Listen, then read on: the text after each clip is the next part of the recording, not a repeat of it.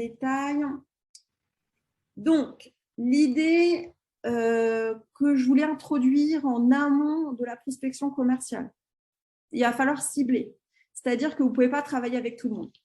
Tout le monde n'est pas votre client. Si vous ne ciblez pas votre client, la personne avec qui vous voulez travailler, que ce soit une entreprise ou un client particulier, toujours est-il que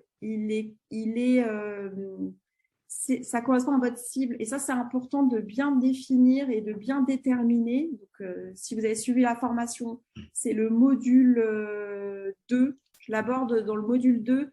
Votre client idéal, il faut le définir. Vous ne pouvez pas travailler, par exemple, si vous êtes… moi, j'ai eu un client stagiaire qui était réparateur de mobile, réparateur mobile de cycle. Voilà. Il réparait les vélos dans un fourgon, etc. Et en fait, lui n'entendait pas le fait que le client n'est pas tout le monde. Il voulait travailler avec toutes les personnes qui faisaient du vélo. Non. Votre client, il correspond à des caractéristiques. Il a un comportement, il peut avoir un sexe, il peut avoir des habitudes, il peut avoir des comportements. Il peut avoir des…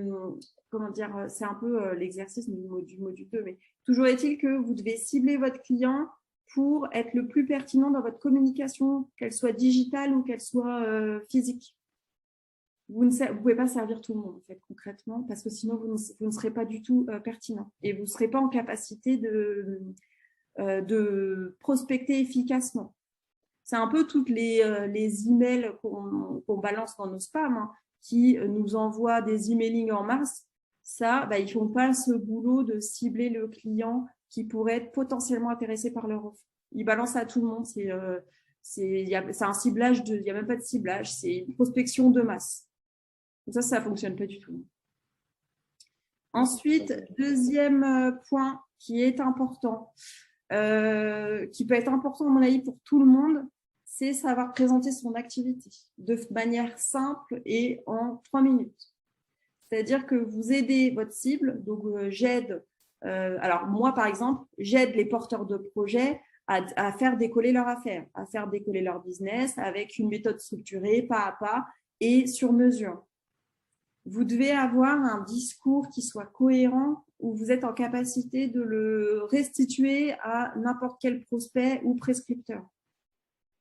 C'est pareil, il faut que votre réseau il soit capable de dire voilà, Jonathan, je sais que il est traiteur spécialisé, il propose des spécialités réunionnaises et je sais qu'il a telle et telle expertise et il veut travailler avec des restaurateurs ou des traiteurs et faire de l'événementiel. Enfin, il faut être capable de pouvoir se présenter pour que les autres aussi puissent vous recommander.